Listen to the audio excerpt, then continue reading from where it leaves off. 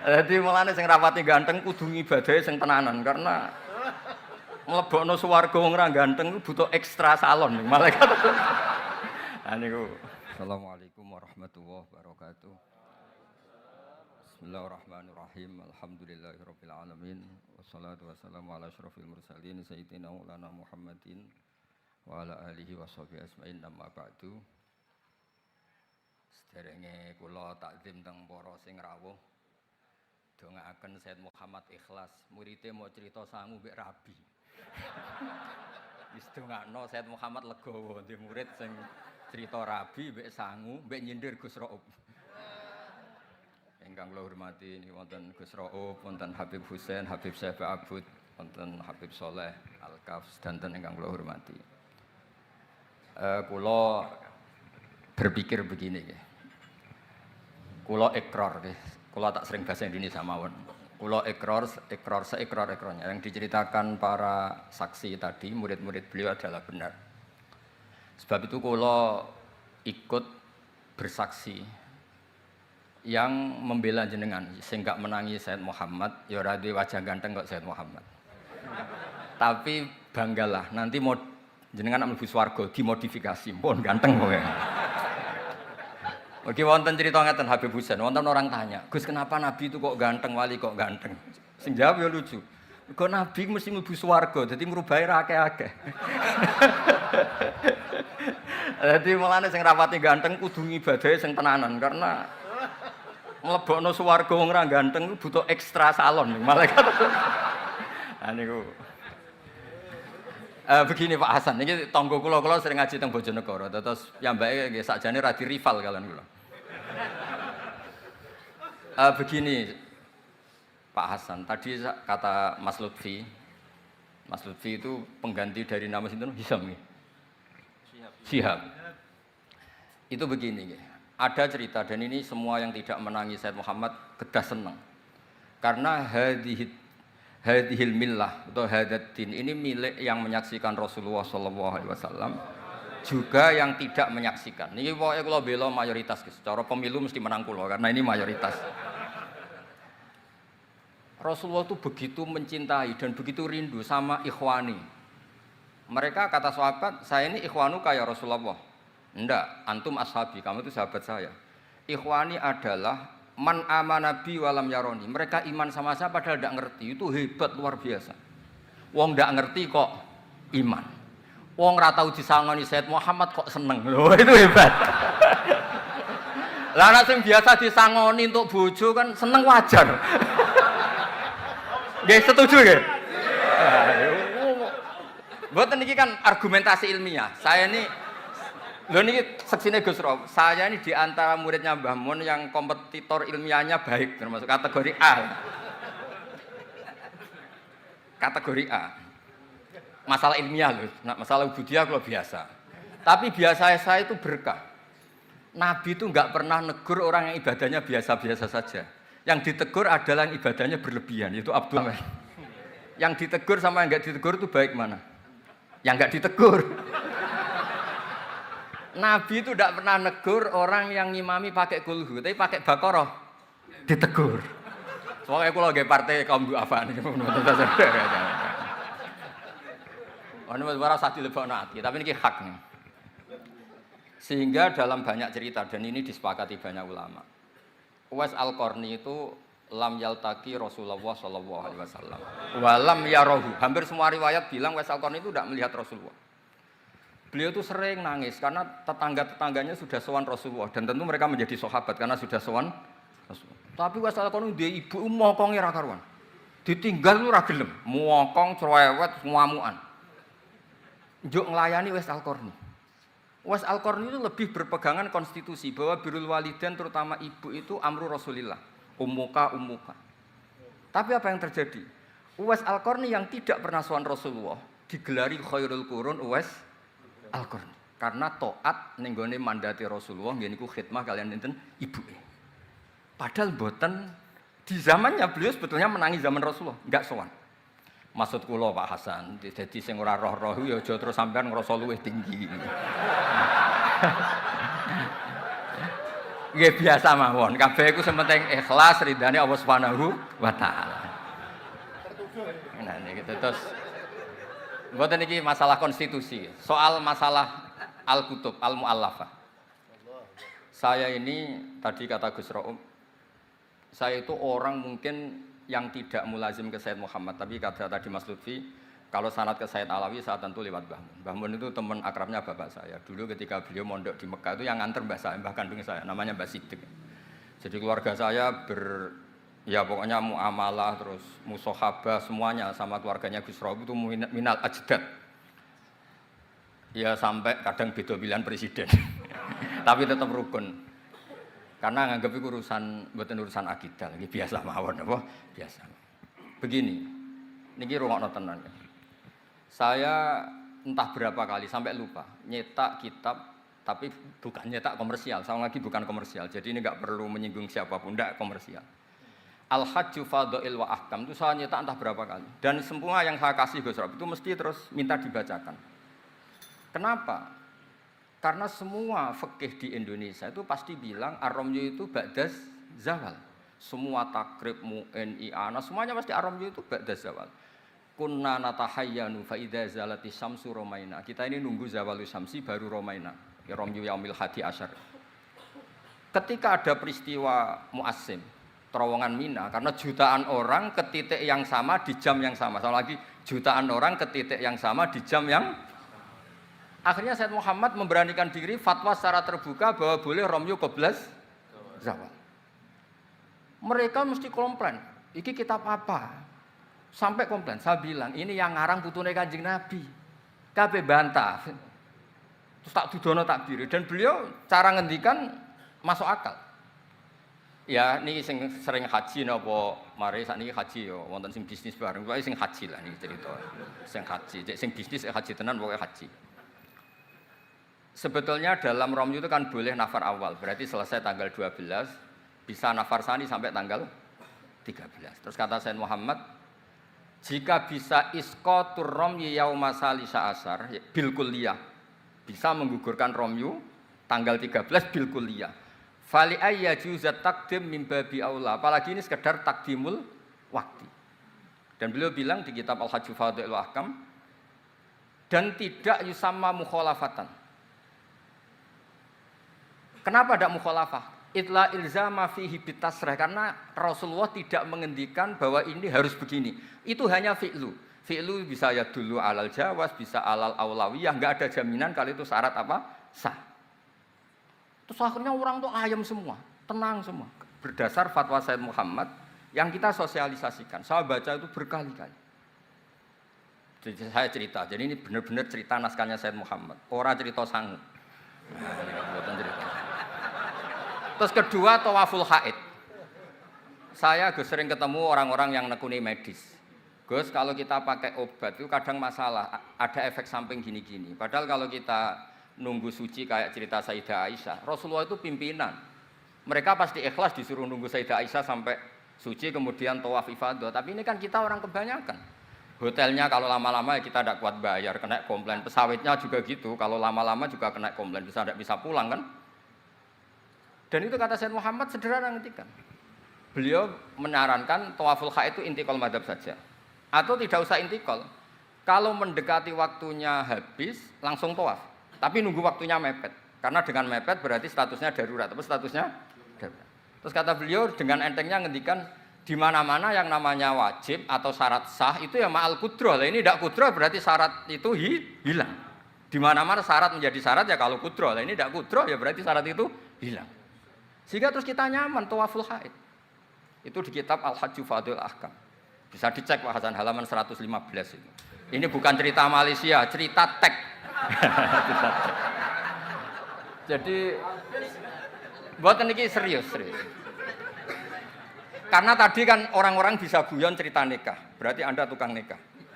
Nah kalau sekarang guyon karena ilmu, berarti Anda mubarak betul. Cerita nikah ya iso guyu, cerita ilmu iso guyu, berarti waras sampean. Ternyata bisa senang dengan ilmu, bisa senang. Yang rileks saja. Saya baca kitab beliau yang khataman, ini Gus Rauf saksinya. Saya baca Qawaid Asasiyah itu pasanan khatam tahun 39. Terus poso ini kemarin 5 ini saya juga khatam baca Qawaid Asasiyah. Dulu itu karangan Sayyid Alawi namanya Zubdatul Itqan. Di era Sayyid Muhammad disebut Al-Qawaid Al-Asasiyah fi Ulumil Quran. Saya ngajar di Sarang ya kitab itu di pondoknya Gus Zufur. Saya berkali-kali baca kitab itu di Kudus di pondok saya kemarin khatam. Terus kitab beliau yang saya senang sekali diantaranya tentu Mafahim Yajibu Antus Sohah. Tadi Mas Lutfi cerita betapa repotnya Sayyid Muhammad ngadepi Wahabi. Tapi di Indonesia saya sering cerita ke mereka, bahkan sebagian yang berfaham itu di kota banyak yang menjadi minna. Saya cerita begini, La ilaha illallah itu kalimatun dakhala bihal kafiru al-islama. Fakaifa bihadil kalimah. Kok terus jadi tukhriju hadil kalimah al-muslimah minal islam ilal kufri. Orang tahlilan, orang nyekel patok, orang-orang NU yang khol itu nyekel patok yang la ilaha illallah, la ilaha illallah. Itu kalimat yang orang kafir puluhan tahun menjadi muslim. Masa dengan kalimat yang sama menjadi kafir? Itu logikanya tidak kena. Berarti kalimat ini punya dua status. Ya mukminah memukminkan, juga mukafirah mengkafirkan. Itu kan lucu gitu. Dan itu mereka terus menerima. Kayaknya benar Gus Pak. Masa kalimat yang 70 orang misalnya kafir dalam waktu 70 tahun itu karena melafatkan satu kalimat itu saja la ilaha illallah Muhammadur Rasulullah langsung menjadi apa? Menjadi muslim atau mukmin. Masa dengan kalimat yang sama hanya karena sambil megang patok terus menjadi apa? Kafir. Kalimat itu kalimat syahadatut tauhid. Makanya saya mohon para muhibbinnya Sayyid Muhammad itu harus baca kitabnya. Saya ini bukan niat sombong. Saya baca kitab beliau yang saya takriri sampai khatam itu ya Al-Hajju Fadhilul Ahkam. Saya sudah lapah berapa kali saya khatam. Terutama di bab Tawaful Haid sama Amram Yuqobla Zawal. Terus Mafahim Yajibu Antus Sohah, Qawaid Asasiyah, Mafhumut Tatawur wa Tajdid. Terus yang kitab-kitab paling modern terakhir karangan beliau itu Sirah Nabawiyah, sarahnya Alfiyatus Sirahnya Zain Al-Iraqi. Terakhir Mu'alafatus Sayyid Muhammad. Dan saya yang sering juga sinau itu Manhajus Salaf fi Fahmin Nusus. Itu juga termasuk kitab yang sering saya pelajari. Sehingga belajar betul Mas Hasan, bukan main-main, belajar betul. Ya? Maksudnya kalau tidak bisa tak cari di kamus. Kalau nggak bisa semua bukan niat sombong. Pakai sarana saya ini kan bapak saya itu hafal Quran, buyut-buyut saya ini mungkin termasuk orang yang nekuni Quran. Jadi saya kalau nggak paham, ya Allah kita ibutan pantes. Tiang buta Quran jenengan terus mau ora paham kita ora pantes gitu. Nah, ya akhirnya paham itu. Nah, dari sekian cerita yang difahami nufus, ini supaya sampean clear ya. Saya mohon semohon-mohonnya. Jika jenengan pilihannya berpakaian seperti ini oke. Yang berpakaian ala Rasulullah atau ala Arab terserahlah istilahnya, nggih monggo. Tapi yang berpakaian ala Jawa gini, saya masih ingat takbir itu di halaman 423 di Manhajus Salaf fi Fahmin Nusus. Itu beliau ngendikan gini. Wa kanat sunnatu Rasulillah sallallahu alaihi wasallam annahu yat'amu ma yajiduhu fi ardi wa yalbasu ma yajidu wa yarkab ma yajidu mimma abahahu wa famanis ta'mala ma yajiduhu fi ardi fa huwa al-muttabi' lis-sunnah kama annahu hajjal baita min madinati faman hajjal baita min madinati nafsi fa huwa al-muttabi' lis-sunnah wa illam takun hadil madinah tilka. Sampeyan cek itu. Insyaallah lafadznya itu persis. Bukan karena saya pintar atau cerdas, tidak. Memang saya tekuni. Aku raiso seneng terus masang foto tok itu tidak bisa. Saya tidak jenis seperti itu. Terus seneng ngenang di sangon itu, ora iso. Saya itu sebenarnya nggak bisa. Tidak bisa. Saya tidak jenis itu. Saya itu ya sering dikasih uang Mbah Mun, Gus Rauf saksinya. Tapi ya saya ngenang beliau itu ya kitabnya tak pelajari Al-Ulama An-Nujad, tak baca depan santri saya khatam. Saking senengnya saya Mbah Mun ke Sayyid Muhammad sama beliau punya karangan Maslakut Tanassuk bil ittisalat li Sayyid Muhammad Maslakut Tanassuk al-Makki fil ittisalat bi Sayyid Muhammad al-Maliki.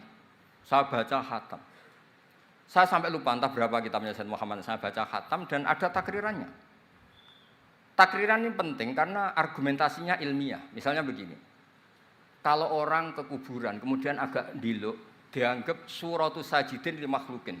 Suratus sajidin li makhlukin. Maka kata Sayyid Muhammad kadang jawab ya lucu. Berarti orang yang koinnya jatuh, koin duit receh. Kalau saya kan mungkin sudah kaya, uang koin jatuh tidak tak ambil. Kalau sampean itu kan masih diambil. Itu kan mesti fi surati sajid. atau fi surati Raqiq.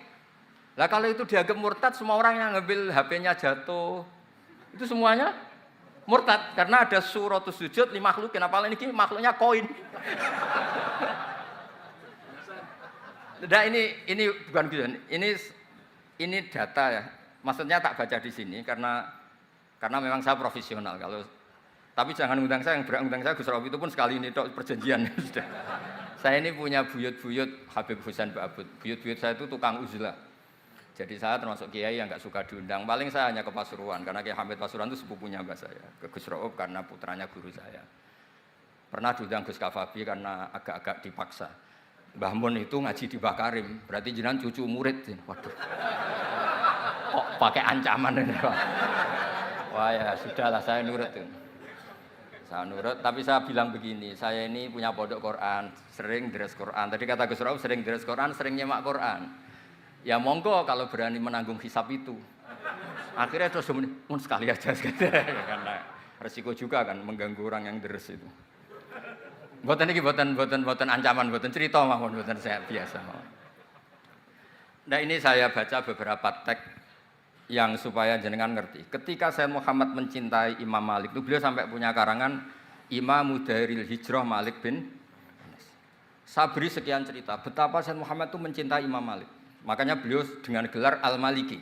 Beliau karuan Al-Hasani tapi beliau menyisipkan gelar apa? Al-Maliki. Kenapa? Saya cerita sekian mazhayanya Imam Malik. Imam Malik itu tidak berpendapat kalau ba'da sholatil asri masuk masjid itu disunatkan sholat. Karena bagaimanapun itu waktu ba'dal asri. Meskipun ada sebab mukorin yaitu masuk masjid. Tapi beliau ada anak kecil, di sini ada takbirnya, ada anak kecil bilang, ya Syekh kum farka. Kamu ini sudah Syekh, sudah kiai, masuk masjid, tidak sholat tahiyatul masjid, kum farka. Beliau tidak debat, langsung sholat. Ketika ditanya, innahu laisa bimadzhabik, itu tidak madzhab engkau ya Malik. Inni khosyitu an akuna minal ladzina idza qila lahumur ka'u la yarka'u. Kayak apa? Maksudnya Mas Hasan, kalau senang Imam Malik, ya ngarang Imam Malik. Kalau senang Sayyid Muhammad, ya baca kitabnya. Selain cerita dinikahkan dan cerita dikasih uang. Buat niki ganjarane kathah kula gojlok. Mergi dadi jenengan seneng nyeneng ngomong itu kan ganjaran. Nah sampean takok, lah ono kurbane. Kula tadi ya korban berkali-kali kan saya. Terus ada lagi cerita tentang Imam Malik itu pernah dimintai orang miskin. Saya minta uangnya. Imam Malik jawab, dohirnya itu tidak Islami. Saya tidak punya uang. Kapan-kapan saja ke saya. Terus kata orang di dekat Imam Malik, lima adalah takulu kama yakulun nas rozaqallah. Kenapa engkau tidak seperti umumnya orang rozaqallah? Enggak jadi. Kata Imam Malik, asyaddu kalimatin ala sa'il. Kalimat terberat bagi sa'il adalah kalimat yang nyimpan roda sa'il. Walau dimna jumlatin, meskipun itu fidinim jumlatin terus. Fa'ana ujillu ismawahi ta'ala an azkurahu liman yakrahu sama'ahu walau dimna jumlatin. Saya ini ingin menyelamatkan nama Allah.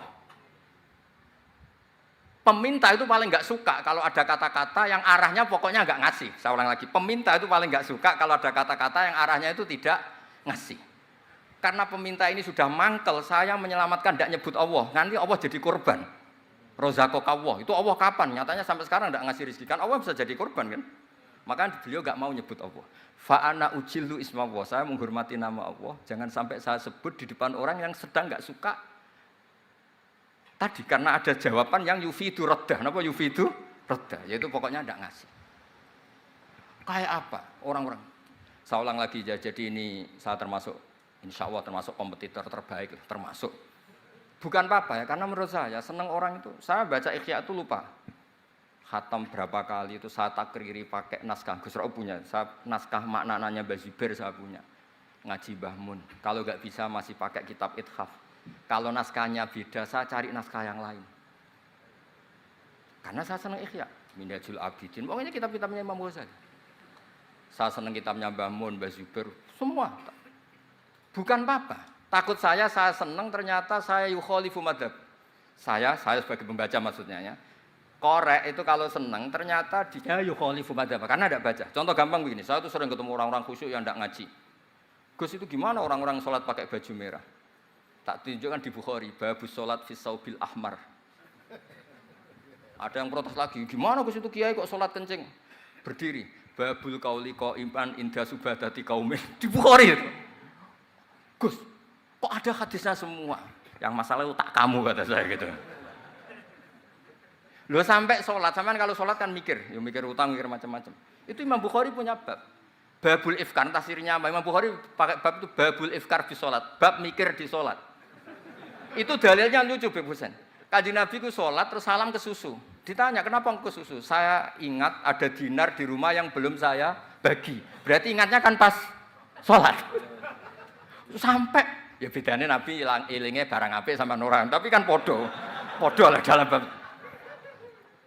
Jadi kalau suwon kitab-kitab Sayyid Muhammad yang jadi makhrajan hasanan lihadil ummah itu harus kita bela mati-matian. Misalnya begini, Ataqah Somadiyah, mungkin di Jawa Timur disebut Ataqah Kubra yang baca kulhu beberapa kali, yang katanya bapaknya terus masuk surga itu. Itu kan kalau di kampung saya Gus kalau ada baca gitu yang selain anaknya tak udah kamu udah usah serius ramlak di bapak. Oh anaknya tenang-tenang. Pernah ada orang ngundang saya, Gus, ngocok Ataqah Kubra, Gus. Anaknya mau enggak manggon, monggo pinara, saya pulang. Kenapa Gus pulang? Kon anake ra maca wong liya kok maca sembrono gamne. Sing ana ning hadis awaladin sholihin yatullah, ra ono au kiyayin sholihin yatullah gamne. Langsung Gus jenengan ngawur e dalil. Aku ora ngawur pancen aku wong alim, mesti roh tenan. Sing ana ning hadis awaladin sholeh, ora au kiyayin soleh. Jadi anak itu penting, malah mau enggak manggon tok mbek rokokan. Monggo. Semenjak itu kalau orang undang saya enggak berani kalau enggak khusyuk moco. Takut saya pulang. Lah misalnya yang undang banggakno nyangoni saya, sugih saya. Kan mboten ngefek no, teror-teror ngoten mboten ngefek. Jadi ini penting meskipun guyon, ilmu itu didudukkan. Sayyid Muhammad ngendikan, hadis-hadis tentang jumlah kul huwallahu ahad semuanya itu dhaif. Saya pernah ngaji itu di Kudus cerita gini, alhamdulillah kok dhaif. Hadis tentang jumlah la ilaha illallah yang banyak itu alhamdulillah juga dhaif. Karena kalau itu syarat sahnya harus banyak berarti begini. Mangqala la ilaha illallah mi'ata marrah lagi dakhalal jannah. Berhubung enggak ada jumlah mi'ata marrah, satu pun sudah dakhalal jannah. Kul huwallahu ahad juga sama, di riwayat Bukhari jelas. Ada orang kalau ngimami baca kulhu ditanya, kenapa engkau baca kulhu? Li anha sifatur rahman, fa ana uhibbu an aqra'a biha. Kata Nabi apa? Jibril datang, akhbir ya Muhammad, annallaha yuhibbu bi hubbihi qul huwallahu ahad. Dan semua riwayat kadang hanya bilang hubbuka iyyaha adkhalakal jannah. Dan enggak ada riwayat hubbuka iyyaha wa qira'atuka alfa marra wa alfa marra lagi dakhalal. Kalau ada riwayat itu innalillahi wa inna ilaihi raji'un. Kita punya masalah besar karena kita enggak kuat baca lama-lama itu enggak kuat. Artinya gini, kita harus menjadikan kitabnya Sayyid Muhammad ketika menvonis hadis-hadis yang jumlahnya besar tadi. La ilaha illallah jumlah. Loh soal kamu lakukan tetap baik, kita sepakat itu baik. Tapi jangan jadi aturan hukum. Saya ulang lagi, baca banyak tentu tetap baik, tapi jangan menjadi aturan. Kalau jadi aturan hukum berarti gini. Dakhalal kafiru fil Islam in qara'a la ilaha illallah alfa marrah mi'ata marrah. Itu yang mengislamkan di masjid capek itu. Karena nunggu alfa marrah. Jadi mohon karena agama ini yuridu wa bikumul yusra, agama ini Allah inginnya itu mudah. Bu istu bil hanifiyatis samha semuanya itu mudah. Tapi jangan tahawun. Jadi kalau suwon tadi alhamdulillah sudah diduga saya 20 menit karena memang saya ini tidak bisa pidato. Saya kalau ngaji di rumah ini Gus Rauf saksinya. Saya ngaji biasa 4 jam, 3 jam biasa ngaji. Ngaji ada kitabnya saya baca Jalalain, pinggirnya ada Sofi, ada Futuhat Ilahiyah, kadang ada Tobari itu kuat. Kenapa saya kuat 3 jam kalau ngaji? Saya ini pecinta umatnya Rasulullah SAW. Umat itu tidak boleh hanya mendengar kata-kata seorang bahak, enggak boleh. Harus mendengar kaifa qala Tobari, wa kaifa qala Al-Baidawi, wa kaifa qala Shahibus Shafi, wa kaifa qala Imamun Syafi'i. Saking hormat saya. Cuma saya nyampaikan pancen rilek guyon, karena itu wasiatnya Bapak. Hak kena ngaji guyon. Nah, iku wong bingung kabeh sing ngaji-ngaji. Jadi, nggih ngoten mawon. Assalamualaikum warahmatullahi wabarakatuh.